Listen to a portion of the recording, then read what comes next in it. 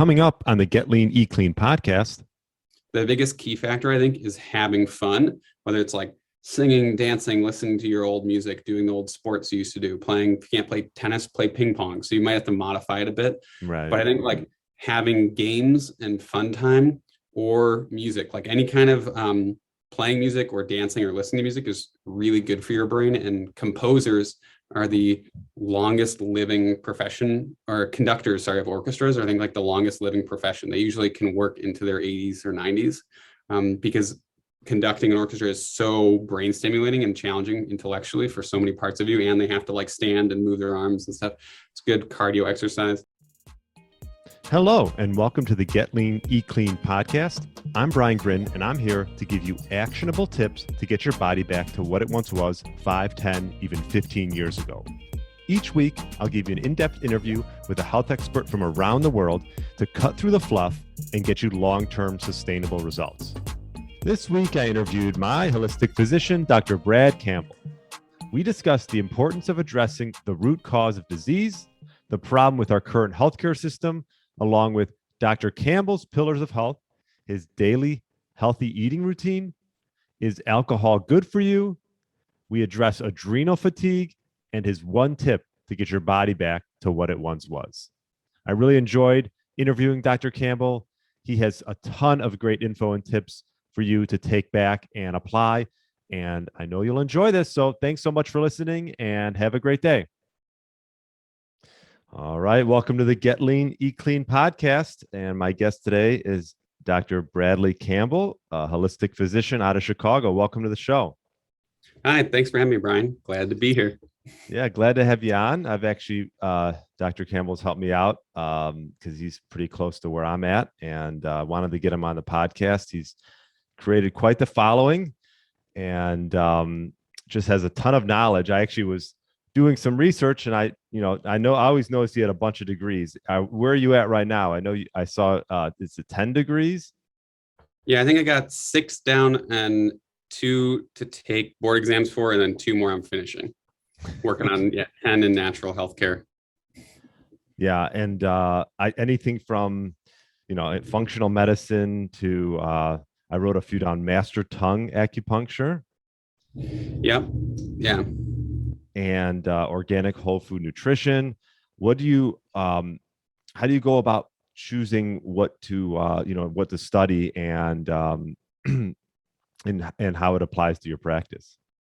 Well, I'm one of those people that like gets fired up by anything new. Like anyone recommends a book, I'll go buy it like right then and there, and then read it soon. So I have the stack of books, like of the to read pile. And for me, though, it's usually when I'm seeing practitioners that are getting miraculous results. That's when I'll really like jump in harder and like, okay, they're fixing things that I don't know how to fix. So like, how did they do that? So for me, it's results-based medicines, whether it's like Prolon therapy or a surgery like PRP or stem cells, like that's really cool, but I don't do that. Or whether it's herbs or acupuncture or a certain type of even like Qigong or Tai Chi or functional movement systems with working on, like, how did they get someone better when the traditional system had no answer? That's when I really go down the rabbit hole into like all of the special degrees. Like I wasn't sure. I saw people getting better with applied kinesiology and chiropractic and muscle testing and acupuncture, but then I wanted to prove it. So I went into the functional medicine world, into blood work and data to really like prove to people, here's what's going on. Here's your pre and post gallbladder scan showing no more stones. Here's your pre and post cardiovascular coronary artery calcium test showing like you had a bunch of plaque, now you have less, now you have none. So like for me, it was a lot of like what works, and then also a couple degrees to justify the hard data to prove to people that it really was working. Yeah, no, I love that. And I think, that hard data is so key. I mean, the blood tests, I know we've done some blood work together. What type of blood work do you usually do? Or, does it depend on the individual? So it always depends on the individual, but there are always some key factors I look at. Like I'm always pulling on the immune system, inflammation, almost always cholesterol and their overall metabolism, like their adrenal and thyroid hormones, and then just the standard CBC, CMP, red and white blood cells, standard vitamin D, B12, folate, and iron panels. Then I add things depending on what someone's history or family history looks like, whether it's further into the immune system, full big autoimmune panels, detox panels, mold panels, functional stool testing, kind of whatever they're curious about. Sometimes a whole micronutrient panel to look at all of their vitamins and minerals, and just seeing like what they're interested in. Because you, in functional medicine, one of the big downsides is you can overwhelm someone and spend like 1,000, 2, 3, 4, $5,000 in testing, and then their whole cash savings is burnt out and they don't have anything to spend on buying a trainer or on buying vitamins to actually fix the problem you just found. Yeah, no, you can go down that rabbit hole probably and sort of get lost in it. And I think it's sort of like it's a bit of an art. You've been doing it for a while, and you got to sort of find what works for each individual, which I'm sure it can be difficult at times, right? It definitely can be difficult. And it's a little different. Like if you're a personal trainer, you usually have more sessions with people. So you can kind of like slowly get them to where you want them to be in knowledge. But most people will only remember 1 to 3 things you say in any visit, whether it's 10 minutes or 2 hours long. So I think the big key is repetition. And kind of like you wouldn't expect to go to the gym twice and get huge muscles. You can go to the gym twice and figure out what exercises a trainer might have you do. And you can try to like copy it down and write it down and go home and do it yourself, but it won't be quite the same as if you did it with a trainer for like months and months. Same thing with functional medicine. I try to find like the big key root cause or a couple causes and tackle those first, because if they fix their gut or they fix their sleep or they don't have as many drugs or whatever the big key factor is, whether it's like a fungal overgrowth or it's a sinus infection or their teeth need to be fixed, whatever the big picture takeaway is, I try to really hone people into 1 or 2 like big picture factors of what's causing their health problems. Even could be their stress or like their childhood trauma or an anxiety or depression issue or their job that's making them fatigued and run down. So you really like look at their whole life, their whole current life and their past life, find the 1 or 2 big things and hone in on that. And it is an art to figure out like what those pictures are. But most of the times, if you just like shut up and listen to someone, they'll tell you their whole story, their whole life story, and they'll start to say exactly what they need. But most doctors will interrupt after less than 10 seconds. So you don't really get to know someone if you're interrupting them after 5 or 10 seconds. So like the big key takeaway is like you need a doctor who will listen to you, care about you, and try to figure out like what the big picture is in your life at the moment. Yeah, and we need more of that, don't we? I mean, I I feel like just general family physician, they're just trying to see as many patients as they can and as quick as possible. What would you say some of the biggest faults of just, not to knock on health practitioners, not holistic physicians, but what would you say the biggest issue with, our sort of healthcare system? So biggest issues are probably that it's insurance and pharmaceutical company driven, and that we have a lack of primary care practitioners. Part of that is because specializing is really cool. It's intriguing. It's more advanced. You get to save people's lives a little bit more, and you make a lot more money as a doctor. Whereas primary care, general internists, internal medicine people like pediatricians and geriatric doctors, they don't really make nearly as much, maybe half or less of what a specialist would make. And it's the hardest form of medicine. So being a primary care doctor that has to kind of know everything, screen for everything, they have to know little bits or like the top 10 to 100 major diagnoses and how to diagnose them and treat them basically before they would maybe refer to a specialist. Those doctors have the hardest job, get paid the less, and there's not enough of them. So we're actually like 10 to 20,000 doctors short in the United States alone. And soon we're about to be 50,000 primary care doctors short. So instead of going to doctors who have a 4 to 8 year training, we're basically going to nurse practitioners or PAs, or even like a medical assistant sometimes, who's just like that first round of defense. So we're kind of like lessening our knowledge base for the first round of like who you screen through. And it's the hardest thing to do. So not only is it like the hardest field of medicine, it's also the people with the less education are becoming those practitioners. I see. So I didn't mention too, I guess because of the way you were talking about before, the insurance model works, doctors are pressured into 5 to 15 minute visits. So they don't really have time to take a whole life history or a whole, like, get the whole patient's story, which is often why they probably interrupt. It's sort of like, what do I need to know? It's like, my shoulder hurts. Okay, great. I don't want to know anything else. Now, does this hurt? Does this hurt? Does this hurt? Okay, go see the orthopedic. So it's sort of like they're trying to screen it as like a gatekeeper as fast as possible, rather than trying to figure out what the root cause is. And it's really not their fault. It's just like, that's the system and the model that they're in. And a lot of doctors don't want to practice that way. They just don't yet know how to break out of it into a primary care, functional medicine, treat the root cause kind of system. But you usually have to go into a cash-based system and get away from the insurance model, which does limit who your patient base will be. Right. Right. No, that was well said. What got you into functional medicine? I guess we didn't even touch a little bit about how you gotten into functional medicine and helping individuals with it. So for me, a lot of it was asking those bigger questions of like, why does this happen? Because a lot of people will have a skin issue, they'll have asthma, they'll have a chronic knee pain that doesn't seem to be caused by an injury. They go like, why is that happening? And for me, that was the big question, was always like, why? I was that kid in school that the teachers either loved or hated, because I would always ask, like, why does this happen? Like the little 3-year-old who's like, why? Until you go, I don't know, it just is. Like, why is the sun so big? I don't know, it just is. Like, why is the sun so hot? Like, I don't know, look it up. Like, as a parent, you get that where your kids are just asking all those why questions. But as a doctor, the why questions lead you into really deep levels of like root cause and diet and lifestyle, and looking at the bigger picture. And for me, functional medicine it's kind of a rebranding of just good medicine.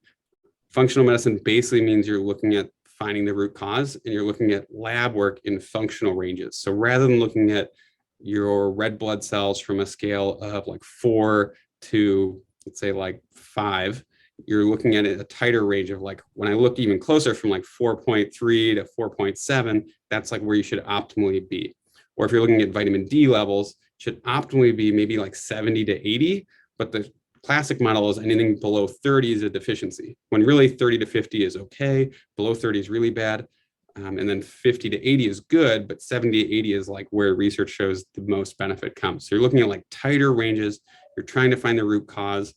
And I found that most doctors who did practice functional medicine, they didn't always get the best results, but they were usually the best at finding out why a problem started, and finding out like on a deeper level, I guess, what the root causes were, and then educating that to the patient. So they were really good usually at education and diagnosis, not always great at treatment. So that's why I ended up getting more degrees than just the functional medicine stuff, because I think the first step is the awareness of why, and the functional testing can tell you that.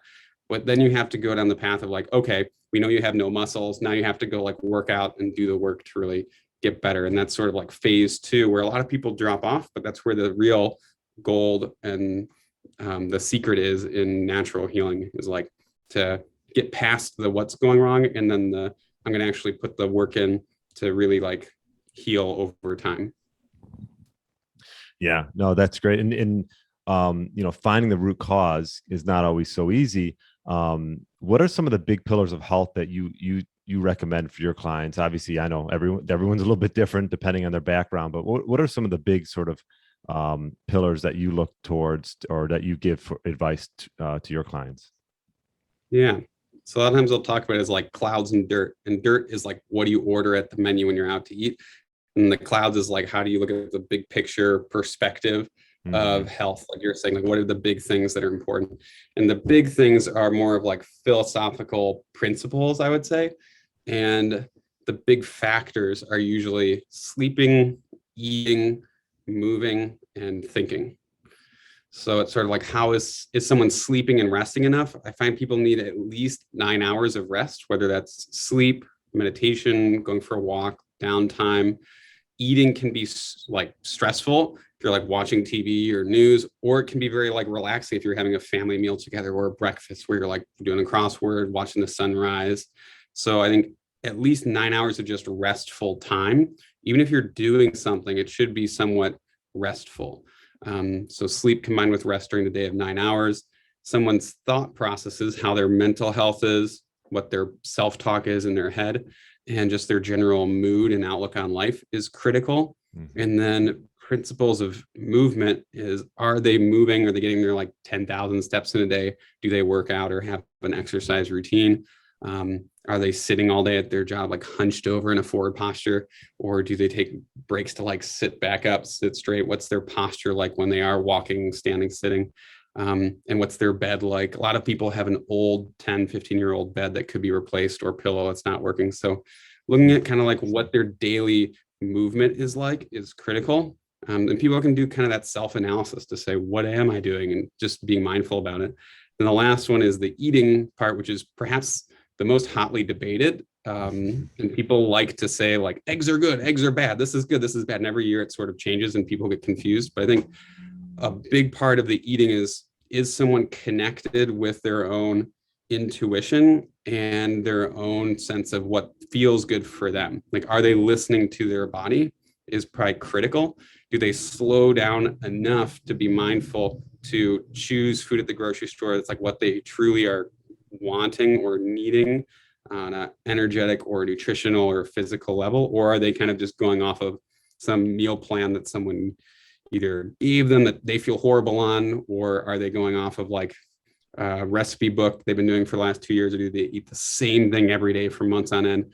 So I think tuning into what their bodies are actually asking them for, changing up what they're eating, and the general principle of eating more natural, less processed, less ingredient food are probably key critical steps. So basic education on like less processed sugar, less bad fats, less simple carbs, and more healthy fats, complex carbs, and natural sugars.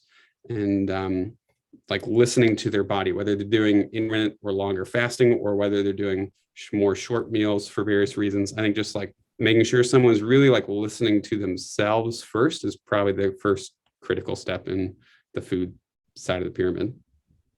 Yeah, we can definitely spend probably an hour talking about food because that's my area. I have a lot of guests and we talk about that. We won't go quite down that rabbit hole, but I'm curious as to what do you like to do? Like, what's your routine morning, and like how do you go about the way you eat? Yeah. So for me, I kind of do a mix between like keto or carnivore in the morning, and then I eat more like paleo or Mediterranean at night. I found I had 3 sinus surgeries and tonsil surgeries before I realized that dairy was causing sinus problems and allergies for me. So I do gluten-free, mostly gluten-free and dairy-free. Mm-hmm. Always dairy-free, almost always gluten-free, unless it's like a really good quality sourdough or like ancient grain gluten. And I generally like was just listening to my body, and I was trying things and seeing what felt best. And for me, I have a very fast metabolism that a lot of Americans don't have. But for me, when I was eating like oatmeal and berries, or like a kefir or a coconut yogurt and some veggies or fruit in the morning, I was hungry within 2 or 3 hours. Yeah. So for me, and if I did intermittent fasting, I would lose like 5, 10, 15 pounds really fast. So I couldn't really do a lot of fasting. I had to generally go towards higher fat and protein. And when I would have like 4, 6, 8 eggs, or a whole pack of bacon or some chicken sausage, I would actually feel satiated, and my like mental function was better all the way through like 12 p.m., 1 p.m. Mm-hmm. So for me, I do like a high protein, usually meat or eggs for breakfast, sometimes a little side if I'm feeling that morning. And then I usually do more meat, veggies for lunch, with lots of like meat with a lot of veggies for lunch. Sometimes I'll do fruit as like a little afternoon snack, or a homemade smoothie as like a post-workout or Splurge. snack during the day. Splurge. Yep. Then splurge. And then dinner, I'll kind of mix it up. Sometimes it's vegetarian, sometimes it's vegan, sometimes it's meat based. It's all over the place. Yeah, that's great. And I do think like you got to figure it out yourself a little bit, right? Like I was the same way. I eat fairly keto carnivore. And before that, I used to have like this big salad in the middle of the day, and I used to put some type of protein on it. Actually, at one point, I wasn't eating any meat, so I would put like a fish or something on it. But even the big salad in the middle of the day, I felt like that was sort of weighing me down a little bit. And so like I try to do like keto carnivore throughout the day. And I do some fasting as well, but like you said, a little bit, I got to be careful. I can't fast too much because I have a decent metabolism, even though, I am getting older, so it is slowing down maybe a little bit. But but yeah, no, I mean, it's so individual. And then if I have carbs, I sort of do it on the back end of the day. And, when I don't have to think about anything, when I don't have to do less demanding things, I'd say. So yeah, it is just sort of about figuring out what works. Totally agree. I love the carbs at the end of the day for me as well. Yeah. And, with your clients, I'm curious, is this something that you try to touch on with your clients, or, I'm sure this is something that obviously comes up along with obviously sleep, like you mentioned, and movement. Yep. Yeah, I do touch on this with almost everybody. Some people sort of like come in with that vibe of like, don't touch my food. This is my food. It's working for me. I've been doing this smoothie for the last 30 years and I feel great and I have no problem. Right. Okay, great. Let's just like work on the problem you're coming in for. Other people are more open. They're wanting, to lose weight or have sleep shifts. And we definitely touch on that a lot. Though I would say what I touch on even more than that is people's drugs, whether it's illegal or legal drugs. So like alcohol, caffeine, now that marijuana is legal. A lot of it for me is figuring out how many drugs are they doing, either like socially, recreationally, or daily. If they're having more than a cup or two of coffee, I'm always going to address that. And almost always it'll be making sure that people aren't relying on caffeine, alcohol, or marijuana, trying to get it so that they're not using them on a daily basis, but just using them when it's truly needed. Like they all have purposes. Like if you're tired driving, it's actually more dangerous than drunk driving. So if you're driving like really tired, sleepy on the road, then like caffeine will probably save your life. So there are purposes for caffeine. It can help you get a lot done. It helps release a bunch of ATP. Some people use it as like a pre-workout. It increases muscle function at times. So there's benefits and downsides to all these things. But I think when people start to rely on, especially more than like one cup of caffeine in the morning to wake up and get going, it might mean that they have another energetic mitochondrial, adrenal, thyroid deficiency that they're covering up. A lot of people just aren't educated on the downsides of the ones like caffeine that are super accepted. Like people with thyroid medication, if they have their thyroid medicine with their food and then they have some coffee before or after, they're actually going to absorb 30 to 40% less of their thyroid medication just by having one serving of caffeine. It's like 50 to 100 milligrams. So I think it's important to like educate people just so they know that, this is helping you. But there are downsides and it might affect your sleep or your medication. Caffeine will sit in your body for 24 to 48 hours before it's fully out. So some people even say once they cut out their caffeine like all day, their sleep does improve. So there's all these like things that I try to educate people on, because at least North Shore, Chicago, we see a lot of caffeine to wake up in the morning because people are like overworked, trying to raise a bunch of kids, make a bunch of money. And then at night they're stressed out. So they use marijuana or alcohol to kind of like tone their brains down and fall asleep at night.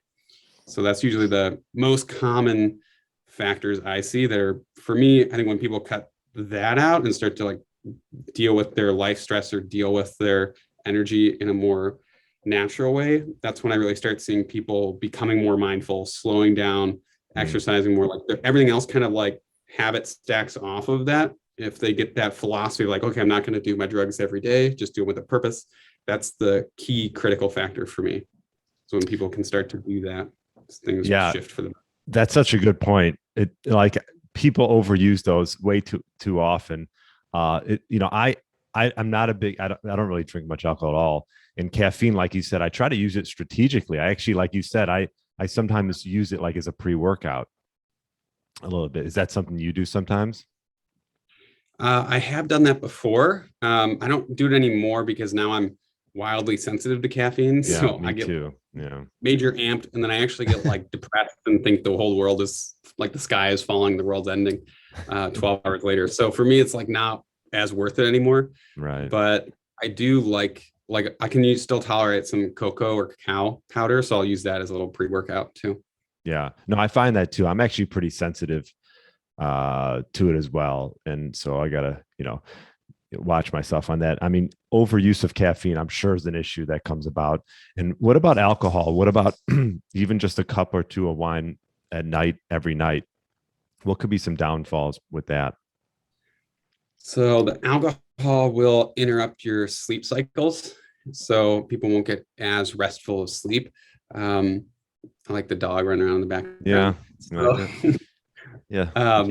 yeah, I think people will look at those big meta-analysis studies and say like, but one glass of wine is healthier. 4 ounces is like the ideal amount of health. And it's like, really no, because when they look at those studies, the people who in America who don't drink any alcohol usually are so sick that they're not drinking alcohol because they're on medication that they aren't even allowed to drink alcohol, or they're super elderly. So if you actually look at like people who choose not to drink any alcohol and live a healthy lifestyle, your brain and your nervous system, your liver are much healthier than people who have that 4 ounces or 1 or 2 glasses. So alcohol is a poison. Civilizations, though, have survived on it for Mhm. years. If there was like a drought, they couldn't get water, they would survive on beer and wine. So like you can definitely survive off of alcohol, but it is still a toxin. It does still kill brain cells. It damages like a whole bunch of different body tissues, drives people out, and is harmful on your liver, harmful on your sleep cycles, which is harmful on your mitochondria and energy function, tough on your lymphatic system, tough on your immune system. So like all the things people probably care about right now, it's not so good. So I think if you're having it on weekends, like a glass or two, 1 or 2 days a week, that would be the better way to consume it. But as a daily use, it's probably not healthy, unfortunately. Like I wish I could say yes, Yeah. but the Hey. research is pretty clear. Daily use, it's helpful in a holistic sense if that helps you to relax. Like if you can't relax at night, but you're able to either have a social environment with caffeine or alcohol, or you're able to relax with caffeine or alcohol, then it's more good for you. But if you can relax or have social community without those things, it's even better. Yeah. Well said. I'm sure you disappointed a lot of people. So, yeah, it's probably like the biggest downer I have to tell people, like the big letdown. Oh, you can't drink every day. Um, what about THC, CBD? I noticed I think you had a conversation not too long ago with a woman who regarding, obviously now it's legal and, gummies are like everywhere. What about strategically using that? So same sort of thing. I think CBD is fairly safe. It's closer to like a vitamin or a mineral. So the friend who I was talking to was about a company called Fringe. Hmm. Um, and it's a water soluble CBD, which is very similar to a lot of the drinks that have CBD in them. There's like sparkling beverages that have CBD, and the water soluble one gets absorbed a lot faster and a lot better than the oil based CBD products. But CBD is also in echinacea. It's in a lot of fruits and vegetables in small amounts. So people who do have a more plant-based or like rounded diet, or are consuming a lot of different herbs, will actually have pretty normal CBD levels already. But someone who's not in a super healthy lifestyle or is more stressed will get those CBD reserves depleted. There's also many types of CBD, but in basics, CBD is good for stress and sleep and pain, kind of as like a primary model of what people notice when they take it. Hmm. Um, I think CBD does have a lot of useful purposes, and usually, especially if it's the water soluble type, or if someone takes enough of the oil based type, people should notice something within, if they're in that like sleep, pain, stress kind of way, they should notice something within a couple days to a week or two. If they don't, usually I would say it's affecting your immune system. It'll still affect you in a positive way, but you probably don't have a major deficiency in the cannabinoids or cannabinoids. Hmm. Um, Whereas THC, which is the psychoactive part of marijuana, or that is going to be more helpful for stress and sleep, more helpful for pain as well. There's obviously people using it for different like immune lumps and bumps, cysts and tumors and things, and finding good benefit from that as an augmentation to their treatment protocol. But um, it does have more risk, kind of like chronic alcohol use. I think it's Dr. Amen, who has brain scans showing people with like chronic THC use showing shrinkage of different parts of their brain, whether it's like alcohol or THC. So I think chronic use, if you overdo it, can be quite harmful for your brain long term. And I find those people, their nervous system tends to heal a little bit slower, and they also end up with energy issues, some mitochondrial, sometimes adrenal thyroid issues as well. So I think just like anything, it's kind of like everything in moderation. And some people will actually have THC or marijuana and get very like paranoid, or they have a history, family history of split personality or bipolar, and it'll negatively impact them. Whereas someone who's like more type A and pretty grounded, they sometimes will like, it's can be good for their type A personality to sort of like make them a little more type B, chill out a little bit, slow down. So it's like you have to customize it to the individual, but both can be helpful when used appropriately. We just have to have respect for the drug and its downsides. Yeah. Yeah. I do agree. It's like with any of these things we're talking about, right? Like chronic use is just where you can run into some issues. And even though we hear it a lot, in moderation, it could have some benefits. I noticed on your website regarding adrenal fatigue. I know you have like an ebook, and why don't we touch on that? Is that something that you come across a lot with individuals that you're seeing on a day-to-day basis? Yes. Yeah, I would say a good 70 to 80% of adult Americans have adrenal fatigue. Wow. Typically, your adrenals are a little gland, adrenal, or on top of the renal kidney gland. It's like a little party hat triangle on top of your kidneys, and it manages the 4S hormones of salt, sex, sugar, and stress. So if you're craving salt or sugar, or if you have a lot of stress, secretes a lot of adrenaline, like adrenal, and cortisol, or if you have energy issues, like you're tired in the morning or the afternoon, or have troubles with sleep, where you're like revved up at night and can't fall asleep, you might have an issue with your adrenal function, especially if you have issues in all four. We also have a free quiz in the book and on our website, healthassurancemovement.org. There's a free adrenal quiz and self-care guide on there for people. Because it's my nonprofit that's trying to help people who can't afford functional medicine. That's awesome. There's like a little 90-question quiz. You can see how many symptoms you have related to your adrenals. But a lot of those patients will have been overworked, over-caffeinated. They've been having not enough sleep and lots of stress for a prolonged period of time, or even a short period of time. Sometimes after pregnancies, that's pretty tough on your hormonal systems. So people's thyroids and adrenal function will change after giving birth. But they'll generally like wake up tired in the morning. They have a cup of caffeine or coffee, and it perks them up. So that actually like helps as like a crutch for your adrenals. And then they'll get that like mid-afternoon fatigue, or like fall asleep after they eat a big meal. And they're just like either craving salt or sugar throughout the day. And there's generally like low energy, low motivation, low willpower, low drive. And it can cause low DHEA, which then converts into testosterone. So sometimes that low T that so many Americans supposedly have is actually the low adrenal DHEA function that then won't convert into the testosterone. So when someone has healthy adrenals, they have healthy willpower, nothing bothers them, they're super driven, they can lift lots of weights, they have muscles even without working out. And some people have that genetically really strong adrenals, and some people have weaker adrenals and thyroid glands genetically. But those people are kind of like the warriors or the CEO or the athletes who can kind of like push through anything or get sick, and they don't really feel bad because their natural cortisol and adrenaline like perks up when they're sick. So they could have a cold, have a little flu, and they could still go to work or still function from home pretty well. Yeah. Wow. 70-80% of the people probably have some type of adrenal fatigue. Wow. That's a lot. It is a lot. Yeah. It's like America runs on Dunkin'.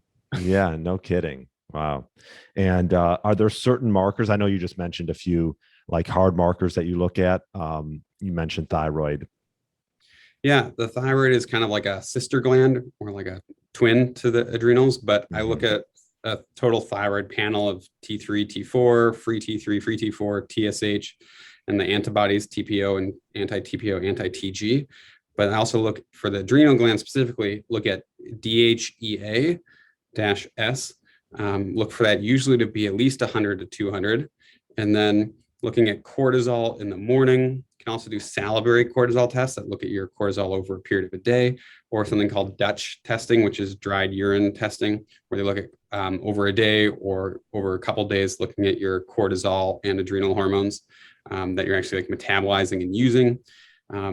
You can also tell in the blood work, besides DHEAS and cortisol, you can look at total testosterone and free testosterone to clue you into that. And SHBG, sex hormone binding globulin, is useful. So blood work, you can do like a basic screen, and most people's DHEA will be below 100 there. And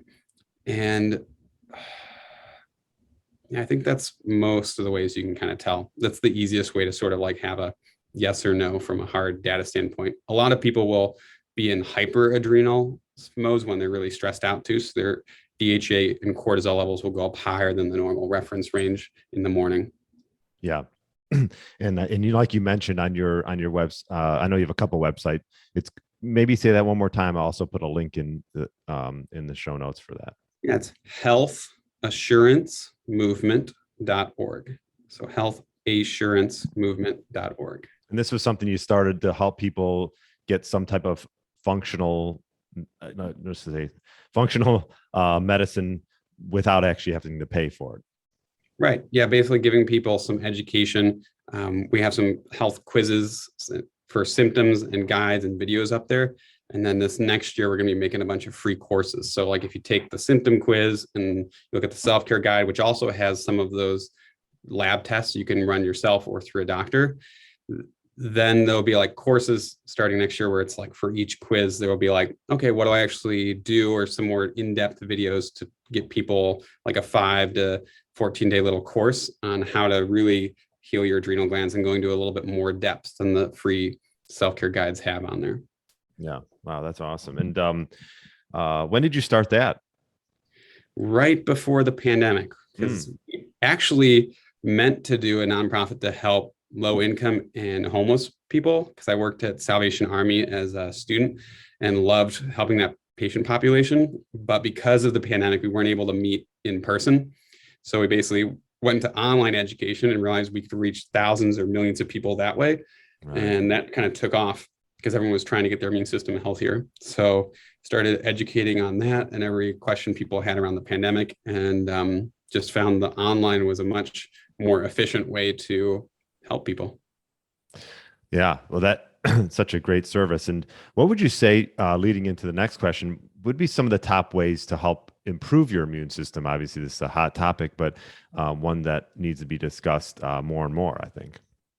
Yeah, I would say since 70 to 80% of your immune system is in your gut, I would say eating good quality food, whatever that means for you, and possibly taking a probiotic or some colostrum has shown to help as well. I really like the company Orthomolecular for probiotics and colostrum. They have an SBI Protect. That's a really good colostrum, and they have Orthobiotic as a probiotic, or Microbiome Labs has a Megaspore biotic and a Mega IgG 2000 for their probiotic and colostrum. Those have shown to help people with the germs of the pandemic and just generally for their immune system.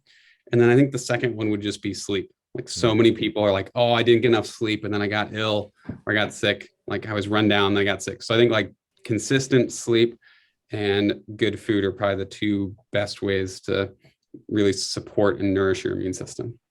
Yeah, I think a lot of people don't realize, and I didn't for a long time, is just how important gut health is. Yeah. I mean, you know, like you mentioned, 70, 80% of your immune system is in your gut. You know, I know that could be sort of a tough thing to pinpoint, right? Like gut health with probiotics and which one works and which one doesn't. When you mention the probiotic, what type of things do you look for in a good probiotic? So I look for specific strains. So it's kind of like getting a specific breed of dog from a good breeder rather than just like getting a random dog from the pound. So you could go to the pound and get like a adopted dog, but they might have some issues. You don't know what they're going to look like or act like or behave like. And it's kind of like a shotgun approach. You throw like 1,000, or usually it's like now millions or billions of probiotics into a generic kind of probiotic where they're not telling you exactly what's in there. But if you want something for guarding your immune system, you want like a German Shepherd or a Rottweiler. Mm-hmm. So the most research studied strains, which are more of those specific species that have more clinical benefit, will have little trademarks or little Latin or numbers after the long Latin names. So it'll say like lactobacillus acidophilus NFM strain that Metagenics will use, or they'll have different little like tags at the end. So I look more for that. And then the spore-based biotics are kind of coming up in popularity the last decade or so. That's like Megaspore Biotic or Orthospore IG by Orthomolecular. The spores are a little different than probiotics. Probiotics usually don't reseed. So probiotics are not actually like putting new grass in your gut yard. They're really like throwing fertilizer on the grass. That's what like current research says. So they're anti-inflammatory, they're helpful for growth, they're helpful for cellular signaling and immune factors, but they're not really changing your gut yard. It still looks the same. Whereas spores will actually start to, not a lot, but they will start to shift the yard, and it's kind of like reseeding some new grass. So they'll de-weed a little bit, they'll pull out some candida and yeast, they'll pull out some bad bacteria, but they'll also start to put in some good grass, which is the first probiotic type product of its kind that'll do that. So I think the spores are good. Generally, people don't want to take the spore-based probiotics for more than like 6 to 9 months. It's good to kind of like take breaks from them because they are antimicrobial and killing off some bacteria, as well as probiotic, kind of like putting in the good stuff. So it's good to cycle on and off of them. But a lot of my patients and other doctors I've talked to, when they take a spore-based probiotic for their kids or for themselves, starting in the fall through the winter, they find they either don't catch colds or flus as much as they had before, or it's maybe once or a lesser time period. They'll get it for a few days rather than they used to be, their kids would be like out 3 or 4 times every year and sick for a week or so. Interesting. And what was the name of that probiotic you mentioned? Megaspore Biotic. Megaspore. Microbiome Labs. Gotcha. I don't have any like financial affiliations with them. It's just like a great product. When I find new products like that, I'm very skeptical. I'm like, okay, well, I'll try it, but like, I doubt it. This is one that kind of has like proven me wrong. I'm like, oh, this actually does like work well for a lot of people. Yeah. And they'll come in asking like, oh, can I have that more? I'm like, sure, fine. Gotcha. So Megaspore. Wow. This is a sort of a question I like to ask as we get towards the end here. And we've probably touched on a lot regarding this, but like, let's say you're getting in your 40s and 50s and 60s, and maybe you're looking for a way to sort of get your body back to what it once was when you were in your 20s and 30s. And this is a common goal for a lot of people. What would you give? What like one tip would you give that individual looking to get their body back? I would say do youthful things. So there's an old research study that took people in like their 60s to 80s, and they took a bunch of biometric markers and blood markers and even like photos of them, and then they put them in their environment of what it looked like when they were in like the 1920s or 1940s, and they played the music from the 1920s, and they made them dress up like the 1920s and talk like the 1920s, and they gave them newspapers that had the same newspaper from the 1920s. So they basically put them in their old environment, and their body reverse aged within like, I think, a few days to a few weeks. So they were in like this carnival fair, but it's one of those like classic studies people use to say, if you act young, your physical body will actually become young. So if you start to play with your kids or your grandkids, if you start to go ride a bike around town like you used to, or even like skateboard or rollerblade, or do something like a little more fun, play a little basketball or golf, or like something kind of like fun like you used to as a kid, especially when people get into the retirement age, like, what do I do now? I'm like, go back to your childhood, have fun. The biggest key factor, I think, is having fun, whether it's like singing, dancing, listening to your old music, doing the old sports you used to do, playing. If you can't play tennis, play ping pong. So you might have to modify it a bit. Right. But I think like having games and fun time, or music, like any kind of playing music or dancing or listening to music, is really good for your brain. And composers are the longest living profession, or conductors, sorry, of orchestras are, I think, like the longest living profession. They usually can work into their 80s or 90s because conducting an orchestra is so brain stimulating and challenging intellectually for so many parts of you, and they have to like stand and move their arms and stuff. It's good cardio exercise. I think music is definitely underrated, and I would say even just listening. Yeah. I mean, you want to be careful what you listen to, so you're not listening to like negative hate rap, and you listen to a little more like positive stuff, or something that like uplifts you rather than like sad music all day long. Right. But That's even such, music. That's such great advice. I have all these, health experts on, and we talk about different things. You were the first one, and this is episode, I don't know, 94. Probably the first one that talked about like getting back to your roots, right? Yeah. Which is so cool. Like part of me was thinking about rollerblading again. Because, it's been a while. But I would think that would be a fun thing for me to do if I was going to relive a younger moment. I mean, I'm a big golfer, so I still play golf and stuff, but rollerblading would be bringing back the old school, Nice. Yeah, I mean, that's so true. Whether it's like surfing, skiing, whatever it is, there's certain things you wouldn't want to do. Like you probably wouldn't want to play football in your 50s, but right. you can still like play catch or play flag football or softball or something. But I think, yeah, getting back to your roots. Everyone wants like the NAD, or they want like the new diet or the new pill or the new, like this shortens your telomeres. I'm like, but just like have a good time. Because if you're having a good time, you don't really care if you die if you're like 82 or 84, which like NAD might change, give you a few more years, but like, why does it matter if you're not having fun? Right. Totally. Great advice to end on. This is great. And the best place for people to find you, I'll put some links. I know you have quite the Instagram following. And then you have the health assurance movement, right? Yep. And you have an awesome practice, which I go to just outside Chicago in Wilmette, right? Yep. Yeah. Integrated holistic healthcare. Not currently taking new patients, but the website is integratedholistic.com. So you can find me there. The other website we mentioned, healthassurancemovement.org, or Instagram, dr.bradley-campbell as well. All right, Dr. Campbell, this was great. Honestly, we might have to do a part 2, because I do have some more things I want to talk on, or that I want to hear from you. So I appreciate you coming on, and yeah, thanks so much for all the info. All right, thanks for having me. Hey, Get Lean, Eat Clean Nation. Are you a man between the ages of 40 and 60 years old, looking to lose inches around your waist, have significantly more energy throughout the day, and gain muscle, all while minimizing the risk of injuries? Well, I'm looking for 3 to 5 people to work one-on-one with in my Fat Burner Blueprint signature program, which I've developed by utilizing my 15 years experience in the health and fitness space. This program is designed specifically for those committed to making serious progress towards our health goals over the next 6 months. We will focus on sleep, stress, nutrition, meal timing, and building lean muscle. If this sounds like a fit for you, email me at brian@briangrin.com with the subject line Blueprint. That's brian@briangrin.com with the subject line Blueprint. Thanks for listening to the Get Lean, Eat Clean podcast. I understand there are millions of other podcasts out there, and you've chosen to listen to mine, and I appreciate that. Check out the show notes at briangrin.com for everything that was mentioned in this episode.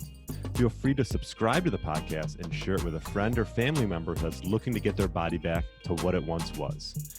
Thanks again, and have a great day.